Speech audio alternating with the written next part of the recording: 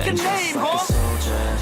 soldier, I keep on moving forward, always getting closer, I march until it's over.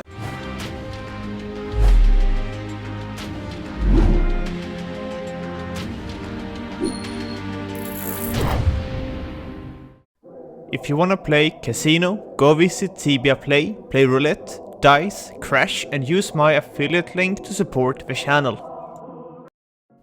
Hello friends and allies and welcome to a new video. In today's video I want to be talking about which charm should you put on which monster. This to help you guys to choose which charm you should be using. Or at least I will be telling you guys how I'm choosing which charm on which monster, the logic behind the choices. What I'm thinking about as a guiding principle when choosing the charms are the amount of HP of each monster, the distribution of monsters between each other, what elemental weakness does it have, and how much damage does the monster do towards you. So therefore, when it comes to catacombs, I am choosing the following charms in the area.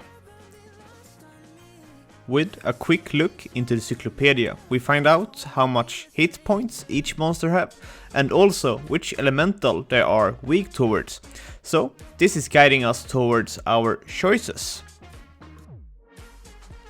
And looking into the input analyzer, we see the damage source primarily in this area, from which monster it comes from.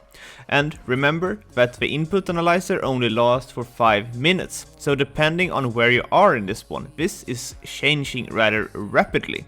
And looking into the hunt analyzer, we can see the distribution of monsters.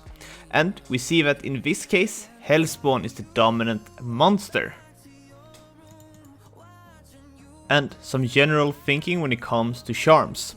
The higher the HP of the monster, elemental charms becomes better. The lower HP of the monster, low blow is a better option. And if the monster have a high amount of damage, parry or dodge is a good option. And when it comes to a high amount of attacks, parry becomes more viable. And you also need to consider, do you even need dodge at all, or are you simply just fine and you want to go for damage? Sometimes the more damage the safer you are anyways, because you're clearing out the waves quicker. So when it comes to picking my favorite charm, low blow, I decided to go for it on the Hellspawn, and that is simply because of the low HP and the high amount of Hellspawns in this area. By clearing the 8 box quicker, I hope to make sure that the monsters ain't leaving me and they are remaining close to the 8 box and constantly coming back towards me.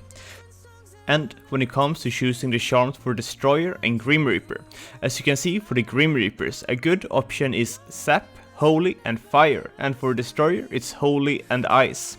And I do not have all of the charms, so that is the option which I choose of Sap and Freeze on the monsters. And I was thinking about having low blow on the Grim Reapers, and I have been doing so for a while, but I thought it was working out greater on the Hellspawns, but why would you have it on the Grim Reaper? Well, the answer is rather simple, and that is that they are dealing pretty much the most damage to Grim Reapers, so you want to be killing them off quickly.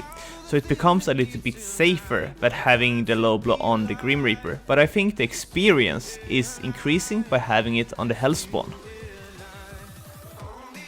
And when it comes to DTs, they have a fair amount of HP, so an elemental charm will be a great option as well.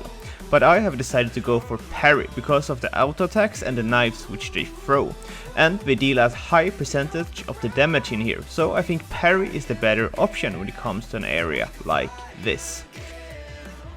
The point of this video is not to say what you should have specifically in catacombs, it's rather the mindset when you are choosing your charm for your hunting area, because the principle is pretty much the same wherever you are going.